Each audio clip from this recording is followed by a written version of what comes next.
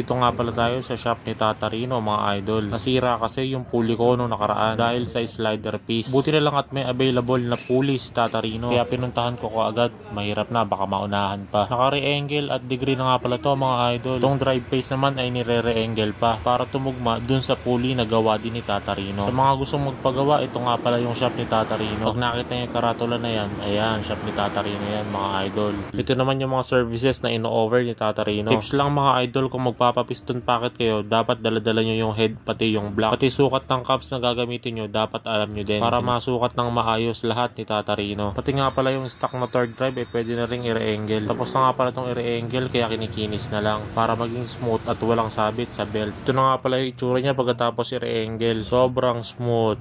Ngayon, ito naman yung male torque drive. Kinikinis at talagang pinupulido lahat yan ni Tata Rino. Ito naman yung lapat ng belt pag naka high speed na. B65 nga pala yung belt na yan mga idol. Hindi pa nga pala nakakalkal yung female niyan mga idol, pero babang baba na oh.